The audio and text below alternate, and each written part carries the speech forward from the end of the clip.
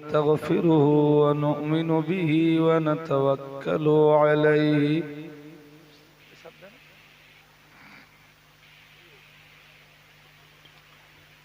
ونعوذ بالله من شرور أنفسنا ومن سيئات أعمالنا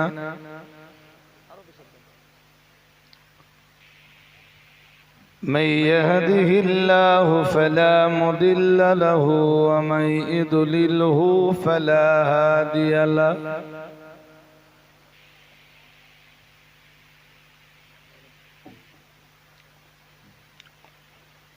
ونشهد أن لا إله إلا الله وحده لا شريك له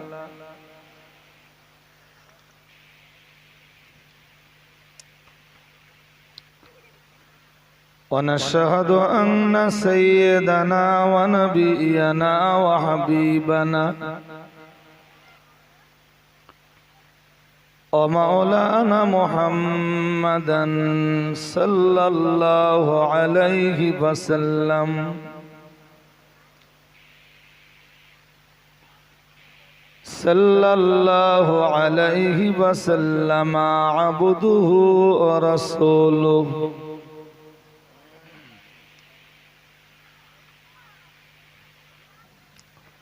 الذي أرسله بالحق بشيرا ونذيرا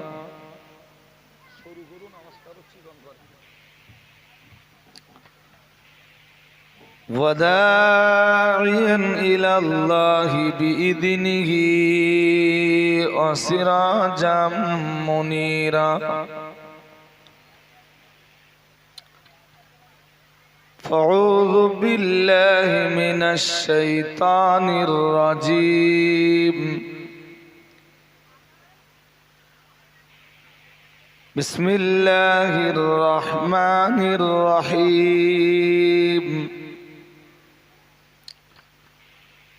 إن الله وملائكته يصلون على النبي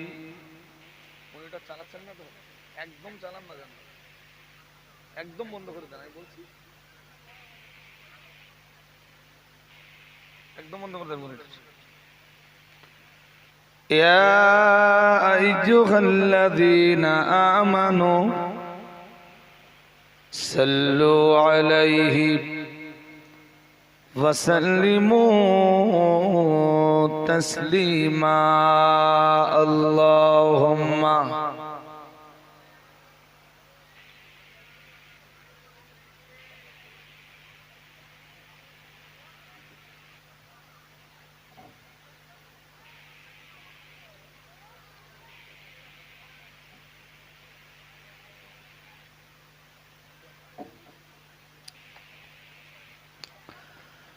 جاءنا محمد بشيرا نذيرا صلوا عليه كثيرا كثيرا اللهم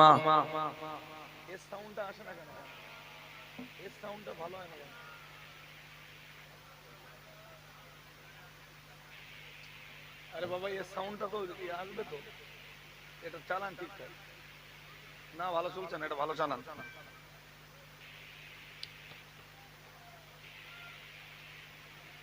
নবিয়ুনা মুহাম্মাদুন রাসূলুনা মুহাম্মদ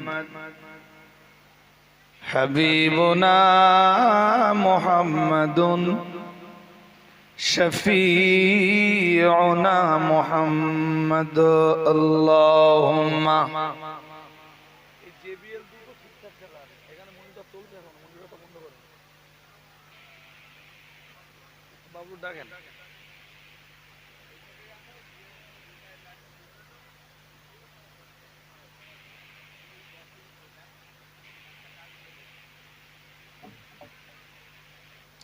আর একটু আওয়াজ দিয়ে পড়েন আল্লাহুম্মা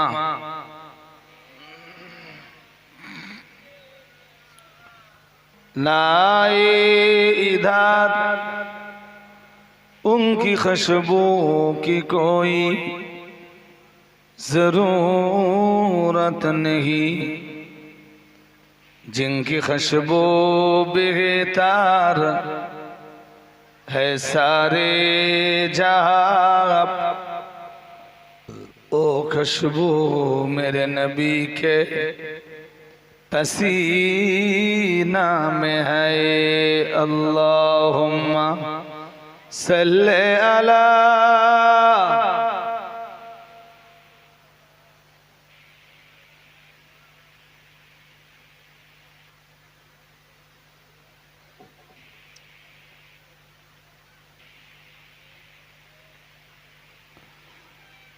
फ़क़द क़ाल रब्ब तबारक तआला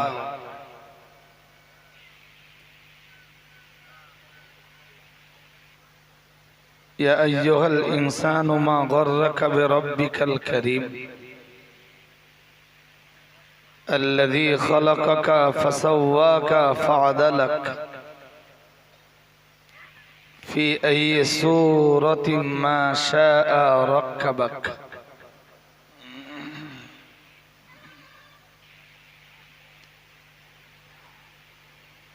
वक़ाल तआला फ़ी आयतिन उख़रा रब्बि इन्नी नज़रतु लका मा फ़ी बत्नी मुहर्ररन फ़तक़ब्बल मिन्नी इन्नका अंतस समीउल अलीम। सदक़ल्लाहुल मौलानाल अज़ीम।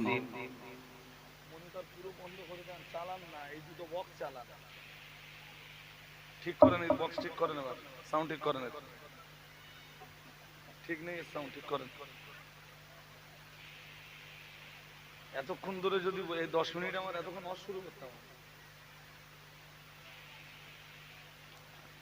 আজকের মজলিসের সাউন্ড ভালো হচ্ছে না? হ্যাঁ না আপনারা বলবেন তো আরো ভালো হবে, আপনার মেশিন আছে ঠিক করেন। আজকের মজলিসের নির্বাচিত সভাপতি সাহেব, আমন্ত্রিত ওয়াইদিন হযরত, বিশেষত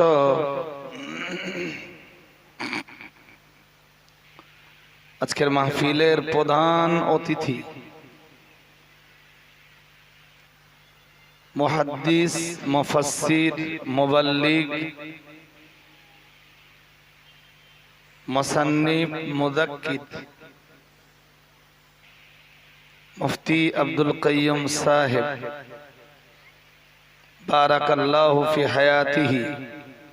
বলুন আমিন, সবাই বলুন আমিন। তৎসহ বাঙালি জাতির সুখ দুঃখের ভাগিদার মৌলানা মুফতি আব্দুল মাতিন সাহেব,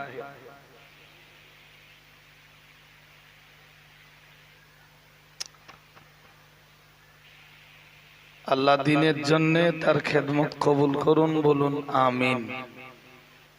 একটু আওয়াজ দিয়ে বলেন না আমিন।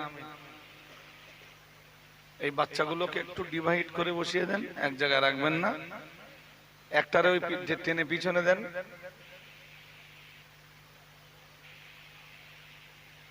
মানে কেউ যেন কারোর সাথে কানেকশনটা না পায়। কানেকশন পেলে ওরা টাওয়ার পাবে, আর টাওয়ার পেলে ওরা ওদের কাজ করে যাবে। আমি গতবার আপনাদের এই মজলিসে এসেছিলাম এবং সেটাও ছিল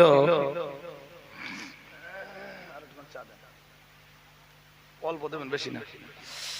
সেটাও ছিল বৃষ্টি ভেজা কোনো একটা রাত। ভালোই বৃষ্টি হচ্ছিল। তারপরেও আল্লাহ শুকরিয়া কিছু মানুষকে পেয়েছিলাম। এবছর তো বৃষ্টি ভেজা রাত নয়, আমি তো আশা করতেই পারি যে আরো কিছু মানুষকে ইনশাআল্লাহ আজকের মজলিসে পাবো। কবুল করুন, তিনি বলুন আমিন। সবাই বলেন আমিন। আপনাদের আওয়াজ খুব স্লো, শুনতে হলে আপনাদেরও কথা বলতে হবে,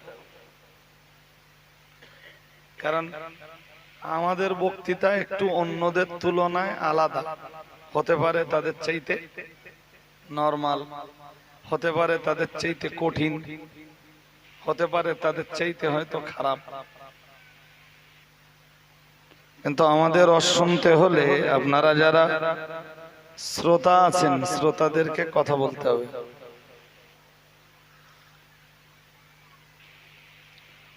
কোরআনুল কারীমের দুই জায়গা থেকে আমি আয়াত পড়েছি।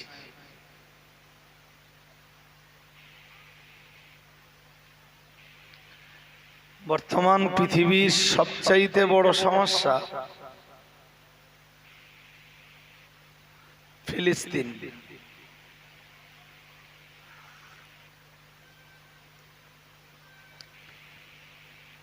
আপনারা ঘন ঘন নাম শুনছেন, ফেসবুকে ফিলিস্তিনির সমস্যা দেখছেন। আসলে ফিলিস্তিন পৃথিবীর একমাত্র রাষ্ট্র যাদের সামরিক বাহিনী নেই।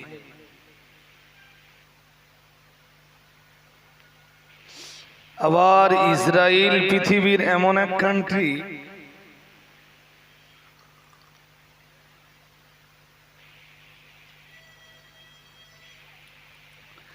যাদের সামরিক বাহিনী আছে তো আছে,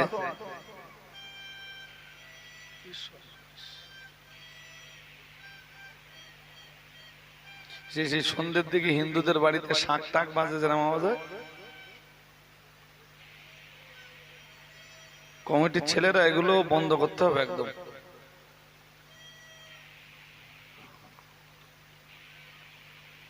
আসলে এইসব দোকান আমরা বসতে দিই, এইটা আমাদের অপরাধ। যাক যাক যাক যাক। আবার মন দিয়ে শুনতাম, আমি বলো সবে শুরু করছি, এক্ষুনি যে আমার 2 ঘন্টার ওয়াজ আপনারা বুঝে ফেলবেন এটা তো পসিবল না। আর ইউটিউবে হয়তো আমার বক্তব্য কম বেশি 2-1 জন ফলোয়ার থাকতেও পারেন, থাকলেও আপনি আজকের মজলিস থেকে আমার বক্তৃতায় আবার কিছু পাবেন ইনশাআল্লাহ। আবার ইসরায়েল পৃথিবীর এমন একটা কান্ট্রি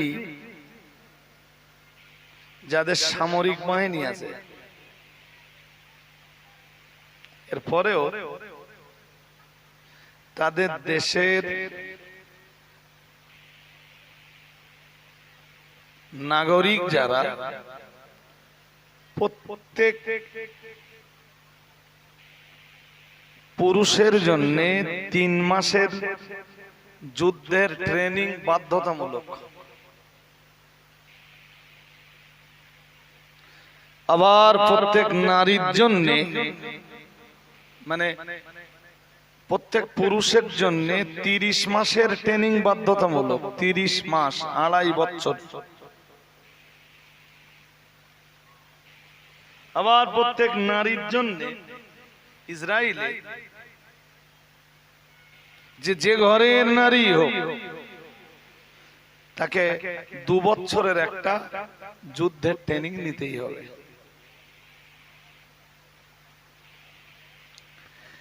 এইটা যদি পশ্চিমবঙ্গের মুসলমানরা করে তো ভারতবর্ষের যে কেউ মুসলমানদেরকে বলবে সন্ত্রাসী, বলবে এরা জঙ্গি। তো ইসরায়েল করে, পৃথিবীর কেউ ওদেরকে জঙ্গি বলে না। জঙ্গি আর সন্ত্রাসী এই তকমাটা শুধু মুসলমানদের জন্য, নাউজুবিল্লাহ বলেন। একটু আওয়াজ দিয়ে বলতে হবে, যা বলবেন আওয়াজ দিয়ে বলতে হবে। আপনাদের আওয়াজটা আমার কান পর্যন্ত পৌঁছাতে হবে। সবাই বলেন নাউজুবিল্লাহ। কিন্তু ফিলিস্তিনের সাথে ইসলামের সম্পর্ক কি?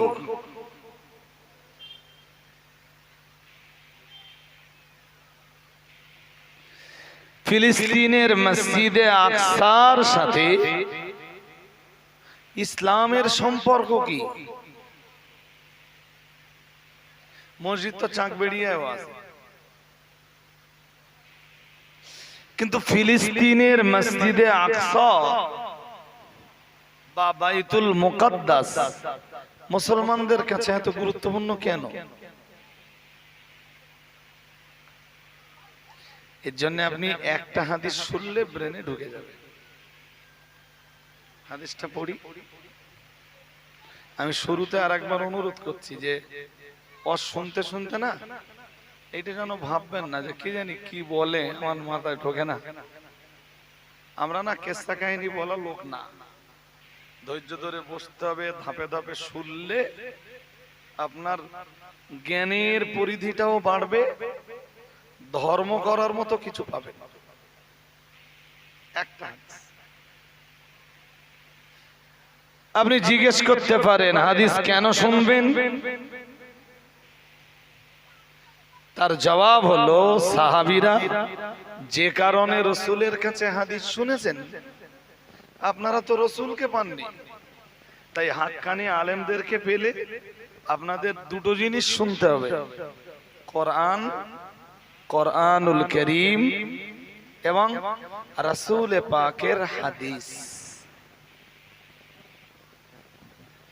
যদি বলেন না আমি কোরআন শুনবো না, হাদিস শুনবো না, তাহলে বলুন আপনি কি দিয়ে ধর্ম করবেন?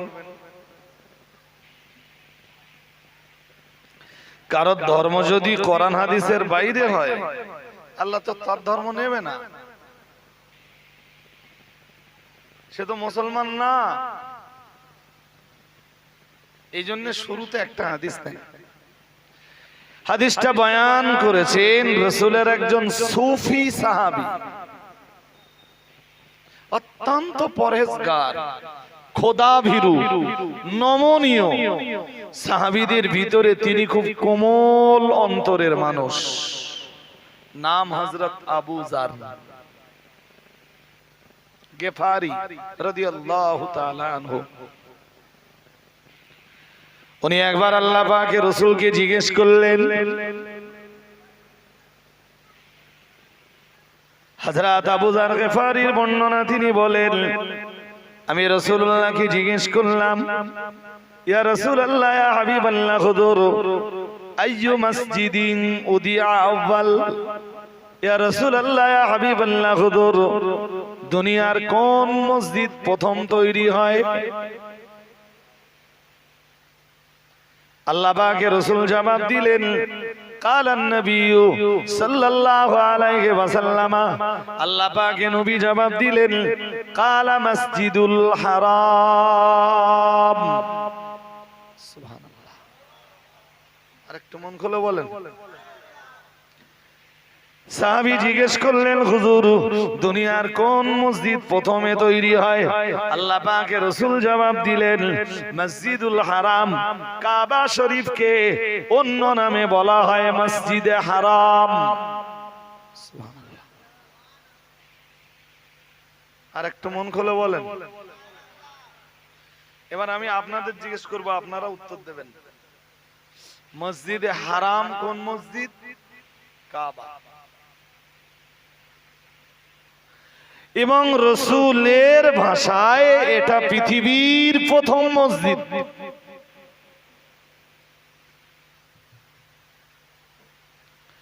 আল্লাহ পাকের নবী সাহাবী হযরত আবু যার গিফারি রাদিয়াল্লাহু তাআলা আনহু আবার রাসূলুল্লাহকে জিজ্ঞেস করলেন, ইয়া রাসূলুল্লাহ ইয়া হাবিবাল্লাহ হুজুর সুম্মা আইয়ুন, ইয়া রাসূলুল্লাহ ইয়া হাবিবাল্লাহ হুজুর মসজিদুল হারামের পরে, আল্লাহর কাবার পরে, পৃথিবীর প্রথম মসজিদ নির্মাণের পরে, ইয়া রাসূলুল্লাহ ইয়া হাবিবাল্লাহ হুজুর পৃথিবীর দ্বিতীয় মসজিদ কোনটা? মুহাম্মাদুর রাসূলুল্লাহ সাল্লাল্লাহু আলাইহি ওয়াসাল্লাম আল্লাহ পাকের নবী জবাব দিয়ে বলেছিলেন, ও সাহাবীরা মনে রাখো, আমি আল্লাহ পাকের রাসূল বলছি, কালা মসজিদুল আকসা আই ফিল ফিলিস্তিন। মুহাম্মাদুর রাসূলুল্লাহ সাল্লাল্লাহু আলাইহি ওয়াসাল্লাম বিশ্বনবী আমার বললেন, পৃথিবীর দ্বিতীয় মসজিদ হলো ফিলিস্তিনের মসজিদে আকসা। একটু আওয়াজ দিয়ে বলেন। যদি ভুলে যান আমার রদ করা বেকার বলো। আমার শ্রোতাদেরকে আমি মজলিসে দুবার তিনবার জিজ্ঞেস করি যাতে শ্রোতারা মনে রাখতে পারে। প্রথম মসজিদ মসজিদুল হারাম, পৃথিবীর মানুষ যেটাকে কাবা নামে চেনে, মক্কা। দ্বিতীয় মসজিদ মসজিদে, সবাই বলেন, আমি বলেছি না কথা বলতে হবে আপনাদের। কথা যদি না বলেন আমি বলো ওয়াজ করতে পারবো না। আমার ওয়াজ আপনাদের কাছে মানে সেই মান পাবে না, সেই মর্যাদা পাবে না। কথা বলে দেখুন, যত সময় যাবে আমার বক্তব্যের বিষয় আপনাদের কাছে তত ক্লিয়ার হবে, এবং দেখবেন কোরআন আর হাদিস ছাড়া আমি কিছুই বলবো না, যাতে এই গ্রামে, এই মজলিসের মানুষদের উপরে, এই গ্রামের মানুষদের উপরে আল্লাহর একটু রহমত নাযিল হয়। বলুন আমিন। সবাই বলেন। একটু এগিয়ে এসে বসেন, মজলিসটা গুছিয়ে নেন প্লিজ। আমি পরের হাদিসটা শুরু করার আগেই ওই হাদিসটার এখন একটু অংশ বাকি আছে, ওটা বলবো। একটুখানি আসেন, সবাই আসেন। অনেকটা গ্যাপিং হয়ে যাচ্ছে আপনাদের থেকে, আমার গ্যাপিংটা হলে হবে না ভাই। আর মনোসংযোগটা আরেকটু বাড়াবে, আরেকটু। যাদের শুধু কেসা শোনা অভ্যাস, কাহিনী শোনা অভ্যাস, আপনাদের মন সহজে ভরবে না। এরপরও বলছি, শেষ পর্যন্ত যদি যাই, আশা করছি আপনার ঘটনা শোনা অভ্যাস থাকলেও কোরআন হাদিসের মজা যারা একবার পাবে ওরা আর কখনো ঘটনা পাগল হবে না। চলুন। সাহাবী জিজ্ঞেস করলেন, হুজুর পৃথিবীর প্রথম মসজিদটা বুঝলাম, হুজুর পৃথিবীর দ্বিতীয় মসজিদটা বুঝলাম, ইয়া রাসূলুল্লাহ ইয়া হাবিবাল্লাহ হুজুর কাম কানা বাইনাহুমা, ইয়া রাসূলুল্লাহ ইয়া হাবিবাল্লাহ হুজুর এই দুই মসজিদ তৈরির মাঝে ব্যবধান কত বছর? তার মানে আল্লাহর কাবা তৈরি হওয়ার কত বছর পরে মসজিদে আকসা তৈরি হয়, ফিলিস্তিনের মসজিদে আকসা তৈরি হয়। আল্লাহর কাবা তৈরির কত বছর পর? আল্লাহ পাক রব্বুল আলামিন বললেন, আল্লাহ পাক রব্বুল আলামিনের রাসূল বললেন, কালা আরবাউনা সানাতান। আল্লাহ পাকের রাসূল বললেন 40 বছর পরে। সবাই মিলেমিশে বলেন নারায়ে তাকবীর, নারায়ে তাকবীর। এবার বলেন তো কয় বছর? মাত্র 40 বছরের ব্যবধানে এই দুই মসজিদ, প্রথম মসজিদ কাবায় মানে মক্কায়, তথা প্রথম মসজিদ সৌদিতে, দ্বিতীয় মসজিদ ফিলিস্তিনে।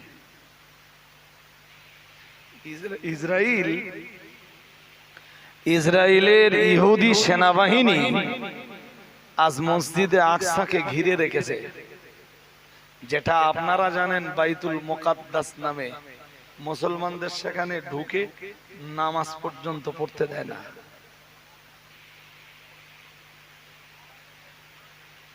কিন্তু এক হাদিসে আসছে কি জানেন? আর এক হাদিস সরে দেওয়া।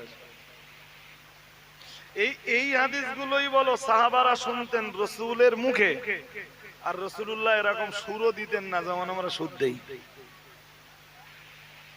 আমরা তো সুর দেই, একদম একদম 100% সত্যি কথা যেটা, সেটা হচ্ছে শ্রোতাদের মাথাতে। না রাসূল কি মসজিদে নববীতে হাদিস যখন বয়ান করতেন এরকম সুদ দিয়ে দিয়ে ওয়াজ করতেন? কথা কয় না তো? আমি যদি হাদিস শুধু হাদিস বলি আপনারা শুনবেন? হ্যাঁ না কিছু আওয়াজ পাইনি তো ভালো।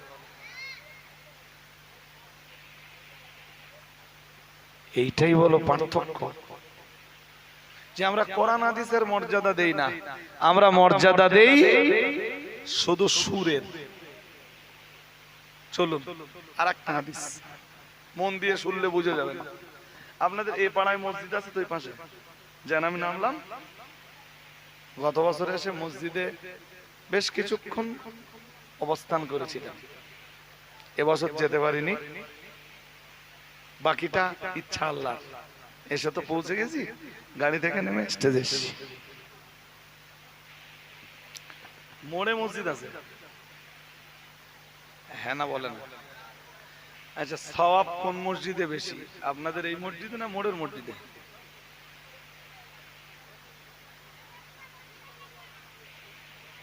দূরপাল্লা গেলে তাহলে আজমিরে গেলে সওয়াব, ফুরফুরায় যে নামাজ পড়লে সওয়াব। আপনি বলতে পারেন হুজুর আপনি কি আজমির আর ফুরফুরা বিরোধী? নো, আমি নিজে আজমিরে গেছি, এক সপ্তাহ থেকে গেছি, পীরের মাজারে যে কোনোদিন সেরেকও করিনি, আর খাজা আজমিরির মাজারে কোনোদিন নিজের জন্য কিছু চাইনি। যা চাওয়ার চাইবো কার কাছে? কথা কয় না? এত দেরি হয় কেন? চাইবো কার কাছে? আল্লাহর কাছে। আমাদের দাবি দাওয়া পূরণ করতে পারেন কে? আল্লাহ। পীরের কাছেও চাওয়া না। মায়েরা মায়েরা আপনাদের আওয়াজে আমি অতিষ্ঠ হয়ে যাচ্ছি। মা আপনারা আমার মায়ের মতো, প্লিজ একটু আওয়াজ কম করেন। মা আমার একটু কথা বলতে দেন। মা চলুন দেখে নেই হাদিসে কি আছে। আবার একটা হাদিস, আল্লাহ পাকের রাসূল জানিয়েছেন, লা তুসাদ্দুর রিহালু ইল্লা ইলা সালাসাতি মাসাজিদা। আল্লাহ পাকের রাসূল জানিয়েছেন, খবরদার খবরদার তোমরা সফর করবা না 3 মসজিদ ব্যতীত অন্য কোন মসজিদে। সফর করে অধিক সওয়াব পাওয়ার আশায় 3 মসজিদ ব্যতীত অন্য কোন মসজিদে তোমরা যেতে পারবা না। কয় মসজিদ? আপনাদের কথা শুনতে হবে, মুখস্থ করতে হবে, বাংলাটা, আরবিটা হবে না।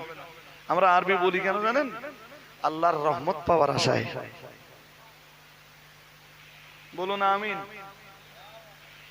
এত টাকা এই ছেলেরা খরচ করে যায়, এরা যদি একটু রহমত না পায় সব তো বেকার।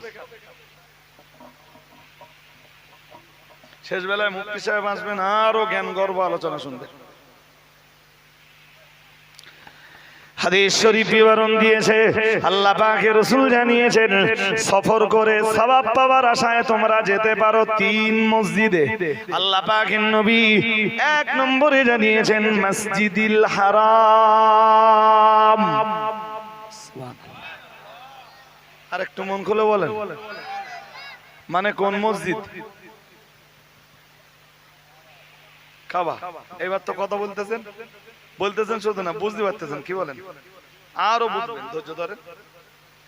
নবী আমার 2 নম্বরে বললেন, ও মসজিদির রাসূল, আল্লাহ পাকে নবী বললেন 2 নম্বরে মসজিদুর রাসূল মসজিদুন নববী মুহাম্মাদুর রাসূলুল্লাহ সাল্লাল্লাহু আলাইহি ওয়াসাল্লাম মদিনা মুনাওয়ারাতে যে মসজিদ কায়েম করেছিলেন আল্লাহ পাকে রাসূল জানিয়েছেন অধিক সওয়াব পাওয়ার আশায় যদি অধিক পরিমাণ নেকি পাওয়ার আশায় যদি দুনিয়ার কোন মসজিদে যে সালাত আদায় করতে হয় আমি মুহাম্মাদুর রাসূলুল্লাহ সাল্লাল্লাহু আলাইহি ওয়াসাল্লাম বলছি তোমরা মদিনা মুনাওয়ারায় আমার মসজিদে চলে এসো কারণ আমার মসজিদে কেউ এসে এক সালাত আদায় করলে এক বর্ণনায় রয়েছে আল্লাহ 1000 রাকাত নামাজের সওয়াব দেন আর এক বর্ণনায় রয়েছে আল্লাহ পাক রব্বুল আলামিন আমার মসজিদে এসে সালাত আদায় করলে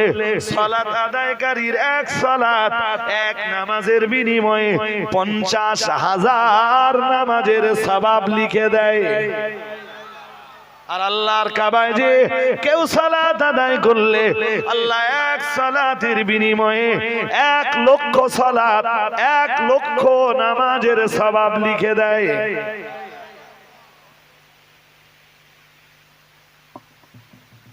ভাই আরো ডিপ অ্যাটেনশনে শুনতে হবে চলেন এবার আমরা তাহলে কয় মসজিদ হলো কি হলে বলেন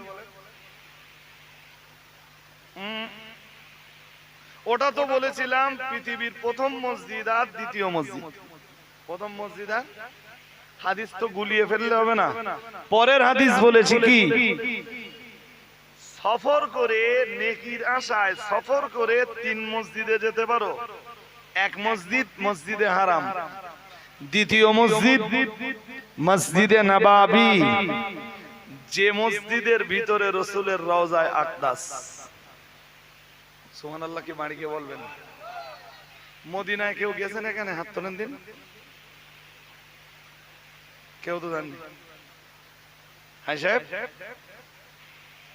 আমি বলছি হজে সবাইকে যেতে হবে না সবাই পারবেন না সবার অত টাকা নেই একটু মনে মনে নিয়ত করুন আমি উমরায় যাব কাবা দেখব কাবা তওয়াফ করব উমরা করব সাফা মারওয়া সাই করব মাকামে ইব্রাহিমের পিছে নামাজ পড়ব আমার উমরাটা হয়ে যাবে মদিনায় এসে রাসূলের রওজায়ে আকদাসের পাশে দাঁড়িয়ে রাসূলুল্লাহকে একটু সালাম দেব আর মসজিদে নববীতে 40 ওয়াক্ত নামাজ পড়ব তাকবীরে উলার সাথে নবীজি বলেন আমার যে উম্মত আমার মসজিদে এসে 40 ওয়াক্ত নামাজ পড়লো তাকবীরে উলার সঙ্গে আল্লাহ জাহান্নামের আগুন তার জন্য হারাম করে দিবেন কয় ওয়াক্ত এই জন্য হাজিরা মদিনায় 8 দিন থাকে কয় দিন 8 দিনের বেশি ওরা 9 দিন থাকবে না আমরা বিরাট চেষ্টা করেছি ভাই 43 ওয়াক্ত পার করতে দেই কত 45 ওয়াক্ত হলে 9 দিন হয়ে যাবে তাই তো 5 9 আরে প্রতিদিন কয় ওয়াক্ত নামাজ তাহলে 8 দিন থাকলে কত হয় 9 দিন থাকলে 45 হয় আমার খুব বেশি যে বছর হয়েছে 43 আমি 4 বার সফর করেছি মক্কা মদিনা আরো 2-1 বার গেলে আপনারা কষ্ট পাবেন না আনন্দ পাবেন আমার এমন ইচ্ছা আছে আর আপনাদের জন্য দোয়া করি আল্লাহ মসজিদে নববী আপনাদের চোখে দেখবার ক্ষমতা দান করুন রাসূলের রওজায় আকদাসে দাঁড়িয়ে সালামের নজরানা পেশ করার ক্ষমতা দান করুন এরপরে মসজিদে নববীর একটা অংশ আছে ওর ভিতরে আপনি ঢুকে গেলেন মানে জান্নাতে ঢুকে গেলেন কোথায় গেলেন হ্যাঁ দুনিয়াতেই জান্নাত ভাই এত বলার পরেও যদি মেয়েরা চুপ না করে আমি কি করতে পারি বলেন বিরাট ভালোবাসায় বলেছে এত ভালোবাসায় খুব কম হুজুর বলে আর আমি এতটা ধৈর্যশীল না ভাই ওদের চুপ করানোর মতো ওষুধ আছে কিন্তু বললে ওরা রাগ করবে আর আমার আজকের বিষয়টা ওইটা না আমি অন্তত কোরআনের অনেকগুলো আয়াত শোনাবো আর কিছু হাদিস শোনাতে বসেছি আপনাদের। তো মসজিদ নববীর ভিতরে একটা জায়গা আছে, যে জায়গাটা দুনিয়াতেই জান্নাত। সুবহানাল্লাহ। এখন পুলিশ একদম পালা করে ওই 8 দিনে একবার করে চান্স দেয়, একদম হিসাব করে। আপনি দুবার ঢুকতে পারবেন না। আপনার যে পাসপোর্ট আছে বা যে ভিসা আছে, যে ভিসা নম্বর আছে, ওই ভিসা নম্বর দিয়ে আপনাকে ওদের অফিসে অ্যাপ্লাই করতে হবে। করলে ওরা আপনার একবার পারমিশন দেবে, সেকেন্ড টাইম আপনি পারমিশন করতে গেলে আবার ভিসা নম্বর দেবে, আর যেই ভিসা নম্বর দেবে দেখবেন হয়ে গেছে। আমরা এবছরও গিয়েছিলাম একবার, এই যে মাওলানা নামাজ করছিলেন আমার সঙ্গে, বলছিলেন না একসাথে ছিলাম, বলতেছিলেন না মক্কা মদিনায়, আলহামদুলিল্লাহ। তো ওনার কথা আমার বারবার মনে পড়তো, ভাবতাম কবে যে দিদার হবে, কবে যে সাক্ষাৎ হবে। আল্লাহ আজকে যে সাক্ষাৎ করাবেন, এরাও তো সে কথা আমার বলে।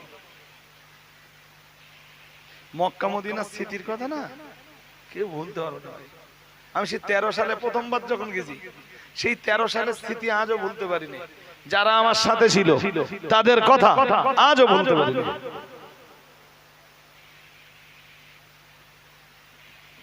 এবার হাদিসটা শুনবেন।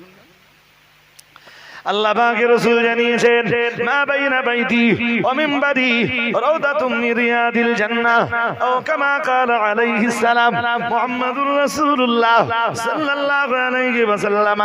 আমার আল্লাহর নবী জানিয়ে দিয়েছেন, মা বাইনা বাইতি ওয়া মিনবারি রাউদাতুম মিন রিয়াদিল জান্নাহ, ও কামা ক্বালা আলাইহিস সালাম। এটা আপনাদের মুখস্থ করা দরকার মিয়াজি। রাসূল করিম সাল্লাল্লাহু আলাইহি ওয়াসাল্লামের বর্তমান রওজায়ে যেটা, যার ভিতরে রাসূলুল্লাহর কবর মোবারক, প্রিয় নবী মুহাম্মদুর রাসূলুল্লাহ সাল্লাল্লাহু আলাইহি ওয়াসাল্লামের মানে সবুজ গম্বুজটা যে ঘরের উপরে দাঁড়িয়ে, ওটাই ছিল আম্মা জান আয়েশার ঘর। আর ওই ঘরটাতেই ফেরেশতা জিবরাইল রাসূলের কাছে কোরআনের ওহী নিয়ে হাজির হয়ে যেতেন। ওই বলো সেই ঘর, যে ঘরে আমাদের তাকাতে হবে।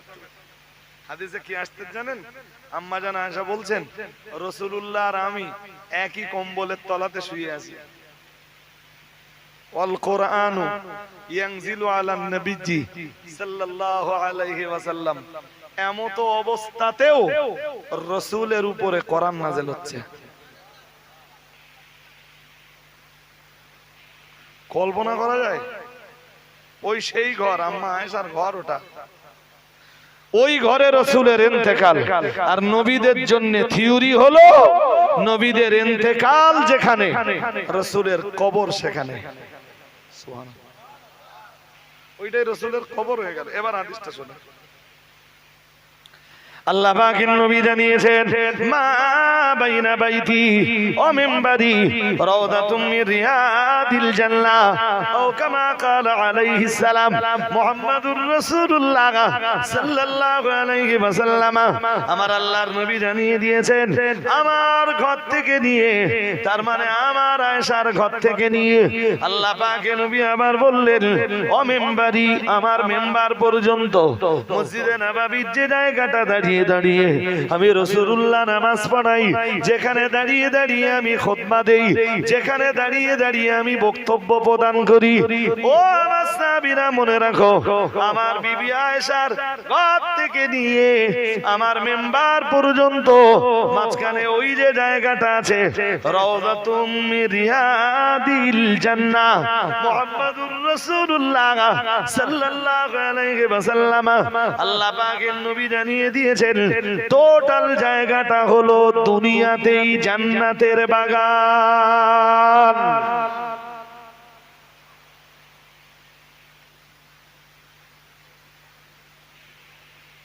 প্রথম দিকে রেস্ট্রিকশন ছিল না, যে যতবার ঢুকতে পারে।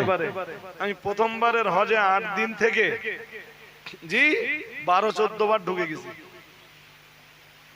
রোজ ঢুকতাম একবার দুবার করে, সুযোগ পেলেই ঢুকে যাব। জান্নাতের বাগান তো দুনিয়ায়। তবে তখন অত স্বস্তিতে নামাজ হতো না।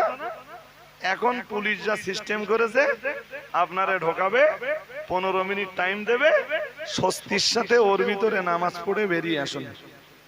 জি, এই জন্যে পৃথিবীর মুসলমানদের কাছে কাবা যেমন গুরুত্বপূর্ণ, মসজিদে নববীও গুরুত্বপূর্ণ। তাহলে এক মসজিদ মসজিদে হারাম, দ্বিতীয় মসজিদ মসজিদুর রাসূল বা মসজিদে নববী, এবার তৃতীয় মসজিদ। আল্লাহ পাকের রাসূল 3 নম্বরে বললেন, ও আমার সাহাবীরা মনে রাখো, আমি মুহাম্মাদুর রাসূলুল্লাহ সাল্লাল্লাহু আলাইহি ওয়াসাল্লাম, আমি আল্লাহ পাকের নবী বলছি, ও মসজিদুল আকসা ও কামা ক্বালা আলাইহিস সালাম। আল্লাহ পাকের নবী জানিয়ে দিয়েছেন, সফর করে যদি দুনিয়ার কোন মসজিদে এসে নামাজ পড়তে হয়, 1 নম্বরে আল্লাহর কাবায় চলে যাও, 2 নম্বরে আমার মসজিদে চলে এসো। মুহাম্মাদুর রাসূলুল্লাহ সাল্লাল্লাহু আলাইহি ওয়াসাল্লাম, আল্লাহ পাকের নবী 3 নম্বরে বললেন, ও মসজিদুল আকসা, অধিক পরিমাণ সওয়াব পাবার আশায় যদি দুনিয়ার কোন মসজিদে যে নামাজ পড়তে হয়, আমি মুহাম্মাদুর রাসূলুল্লাহ সাল্লাল্লাহু আলাইহি ওয়াসাল্লাম বলছি, 3 নম্বরে ফিলিস্তিনের মসজিদে আকসায় চলে যাও। ওখানেও 1 রাকাত নামাজ পড়লে আল্লাহ 50,000 রাকাতের সওয়াব দিবেন। আল্লাহ একটা নামাজ আদায় করলে 50,000 নামাজের সওয়াব দিবেন। আর এরপরে এই 3 মসজিদের পরে तमाम দুনিয়ায় যত মসজিদ আছে, সব মসজিদ মর্যাদায় সমান সমান। এ মাথায় ঢুকলো এবার? কোন হুজুর যদি বলে বাংলাদেশে নামাজ পড়লে সব বেশি হবে, আমরা আর বিশ্বাস করব? জোর করব? সওয়াব বেশি হবে কয় জায়গায়? জোর করে বলতেছেন না কেন? 3 জায়গায়। এই 3-এর বাইরে দুনিয়ার কোন জায়গা নেই যেখানে যে নামাজ পড়লে সওয়াব নো, কোন জায়গাতে বেশি হয় না। এই 3 জায়গায় বেশি হয়। আর বেশি হোক বেশি কম বহু দূরের কথা, আপনি সফর করে শুধু নামাজের জন্য যাবেন, এটা জায়েজ নেই। এবার বললেন, হুজুর আমি আজমির শরীফ ভ্রমণে যাচ্ছি, নামাজের নিয়তে না, কিসের নিয়তে? কথা বলেন, কিসের নিয়তে? ভ্রমণে, জিয়ারতে জায়েজ। ওখানে যে নামাজের সময় হয়ে গেল, মসজিদে পড়ে নিলেন, জায়েজ। কিন্তু কেউ যদি এই বিশ্বাস নিয়ে যায় যে আজমিরে গেলে আজমিরের মসজিদে নামাজ পড়লে সওয়াব বেশি হয়, বেশি হয় না কম হয়, বহু দূরের কথা। জি, মসলা হলো যাওয়াটাই জায়েজ হবে।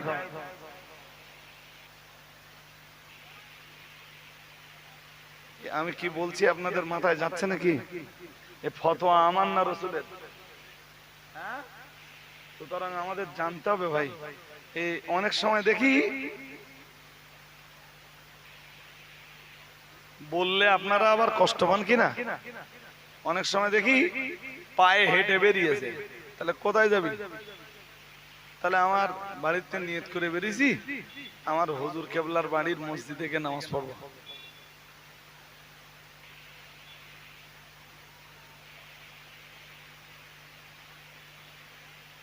আমি বলো কোন হুজুরের দরবারে, হুজুরের বাড়িতে যাওয়ার বিরোধী নই।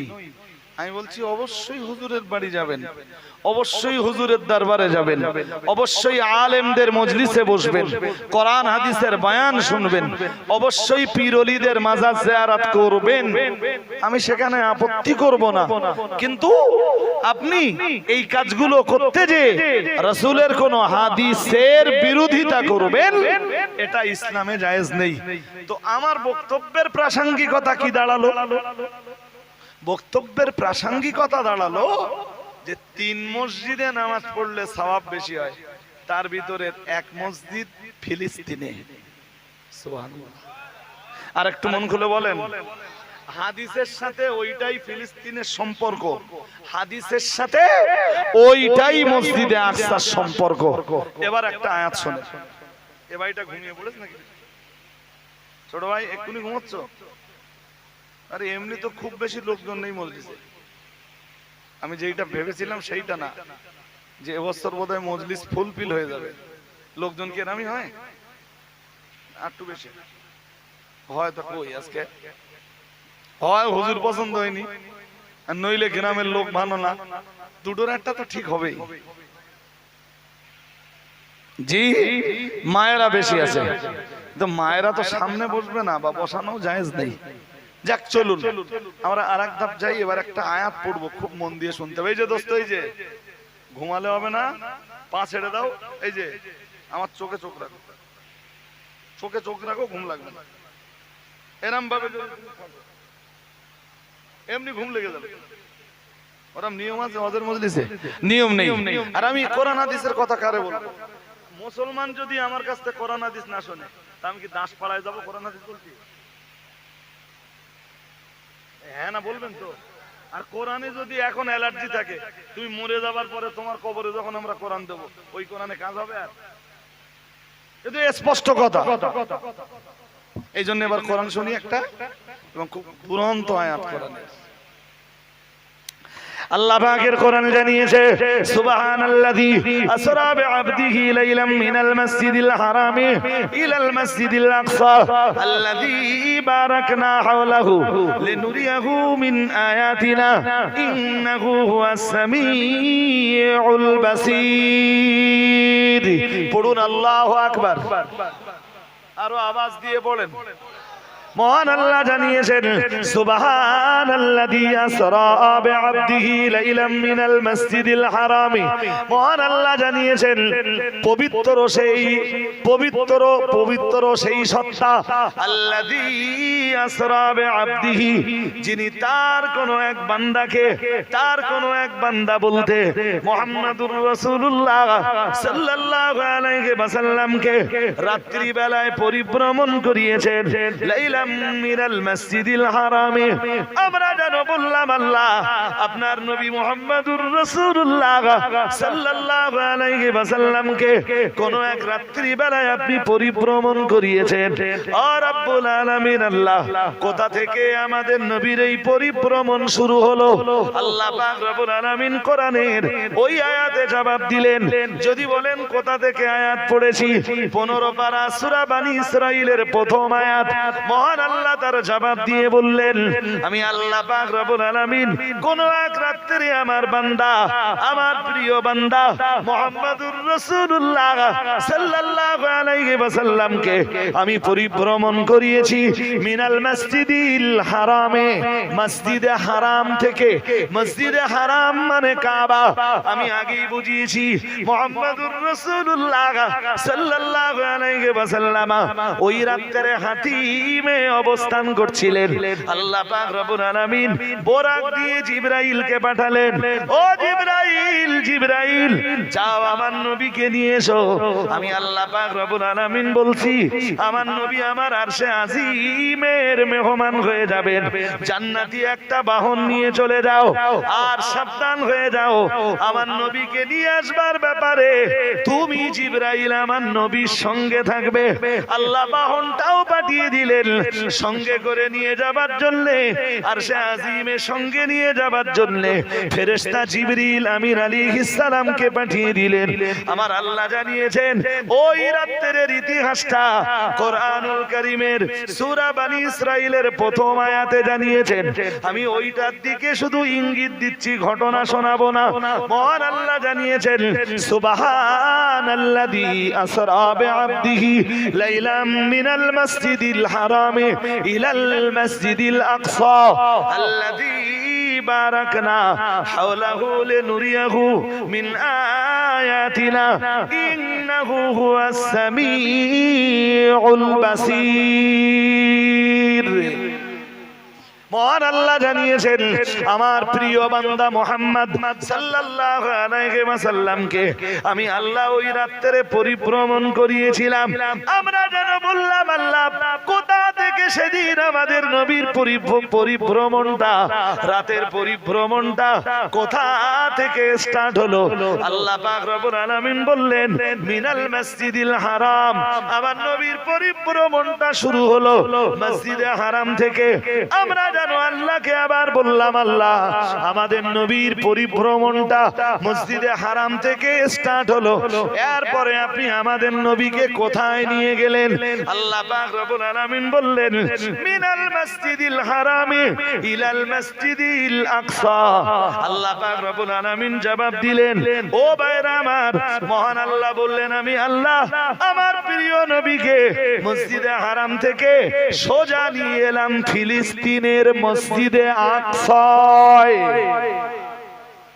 আরেকটু মন খুলে, কোথায় নিয়ে গেলেন? এই যে ইসরায়েল ফিলিস্তিন লড়াই হচ্ছে, মুসলমানদের কাছে ফিলিস্তিন কেন গুরুত্বপূর্ণ মুসলমানরাই জানে না। মুসলমানদের বহু হুজুররাও, আরে কথা বলতেছেন না কেন? মুসলমানদের বহু হুজুররাও খবর পায়নি ফিলিস্তিনের সাথে কোরআনের যে আয়াতগুলো সম্পর্ক আছে। আমি যদি এখন থেকে শুরু করি আর ফজরের পরে আবার লাগি, অন্তে বেলা 12টা পার করে দেই, তাও কোরআনের যে আয়াতগুলো আছে ফিলিস্তিনের সাথে রিলেটেড, আমি এই আয়াতগুলো 24 ঘন্টা ধরে বললেও এই আয়াতগুলো বলে শেষ করতে, আমি তো এক আয়াত শোনাচ্ছি আপনাদের। এবার আপনারা বলুন তো, নবী আজকের রাত্রে কোথায় যাচ্ছেন? কোথায়? আমি বলিনি আপনাদের আল্লাহর রাসূল আসলে যাচ্ছেন কোথায়? মেরাজে? আরে হ্যাঁ না জোর করে বলেন। আল্লাহর দিদারে যাচ্ছেন তো? মসজিদে আকসায় নবী কি জন্য? এই বাচ্চা বস না বাবা, না এই বাচ্চাগুলো কম ডিস্টার্ব করতেছ না। আর আমি এত ডিস্টার্বে হত করি না ভাই, এক মেয়েদের ডিস্টার্ব, এই বাচ্চাদের ডিস্টার্ব। আমার মজলিস সবসময় নীরব, সব মজলিস নীরব। আর শ্রোতার কথা যদি বলেন তা আমার সাথে 2-1টা মজলিসে যেয়ে দেখবেন, আমার শ্রোতা সবসময় অ্যাক্টিভ। শুধু অ্যাক্টিভ না, আমার শ্রোতা আগের থেকে শুনে নেবে যে হুজুর উঠবে কখন। তারা আসে আমার চেহারা দেখতে না, জি আমার কাছে কোরআন আর হাদিসের বয়ান শুনতে।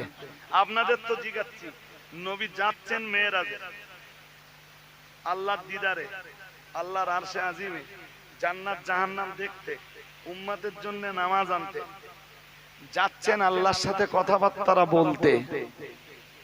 সুবহানাল্লাহ বলুন। বাইতুল মুকাদ্দাসে মাঝখানে কেন যাচ্ছেন?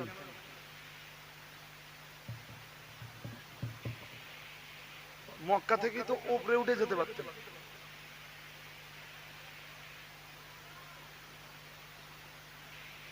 আর সে মসজিদে আকসা, ওখান থেকে থোড়াই রাস্তা না, বলো থোড়াই রাস্তা হলে তো আমি চলে যেতাম। আমি মক্কা মদিনার আশপাশে 200, 300, 350 কিলোমিটার রাস্তা পর্যন্ত সফর করেছি।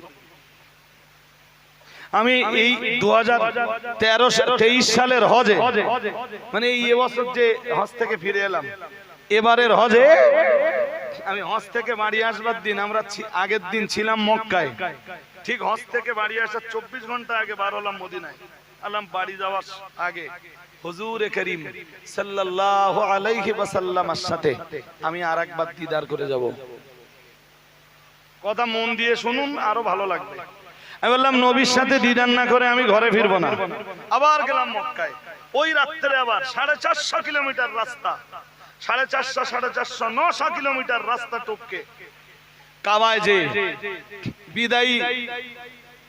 বিদায়ী তওয়াফ করে আমি যখন ঘরে ফিরেছি ভোর হয়ে গেছে, মানে বাসে উঠবার সময় হয়ে গেছে। বিদায়ী মাসে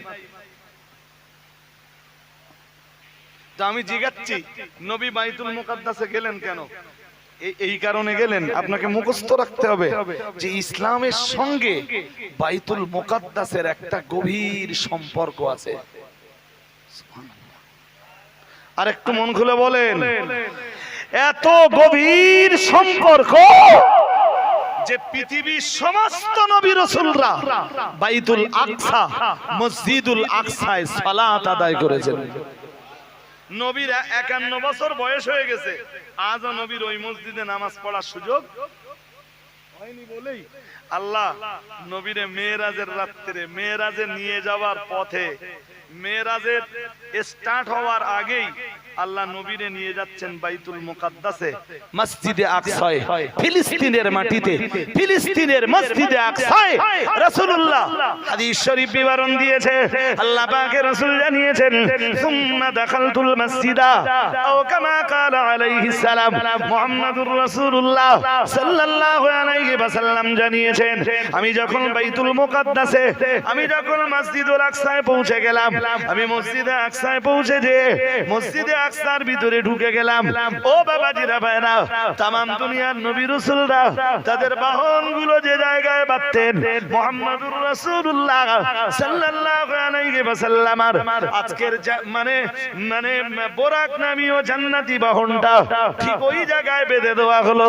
আল্লাহ পাকের নবী জানিয়েছেন, সুম্মা দাখালতুল মসজিদা, আমি এক বিন্দু বিসর্গ দেরি না করে মুহাম্মাদুর রাসূলুল্লাহ সাল্লাল্লাহু আলাইহি ওয়াসাল্লাম আমি বিশ্ব নবী ওই মসজিদের ভিতরে ঢুকে গেলাম। আল্লাহ পাকের নবী জানিয়ে দিয়েছেন, ফাসাল্লাইতু ফীহি রাকাতাইন, আমি এক বিন্দু বিসর্গ দেরি না করে আমি রাহমাতুল লিল আলামিন ওই মসজিদে 2 রাকাত নামাজ পড়লাম। আর এই নামাজের ব্যাখ্যায় মুহাদ্দিসিনে হযরতরা লিখেছেন, নবী এই যে 2 রাকাত নামাজ আদায় করেছেন, রাহমাতুল লিল আলামিন ছিলেন এই 2 রাকাত নামাজের ইমাম। আর আল্লাহ পাক রব্বুল আলামিন तमाम দুনিয়ার নবীদেরকে হাজির করে, রূহানি হালাতে হাজির করে ওই মসজিদে আকসার ভিতরে বিশ্ব নবী মুহাম্মদুর রাসূলুল্লাহ সাল্লাল্লাহু আলাইহি ওয়াসাল্লামের পিছনের মুক্তাদি বানিয়ে দিলেন।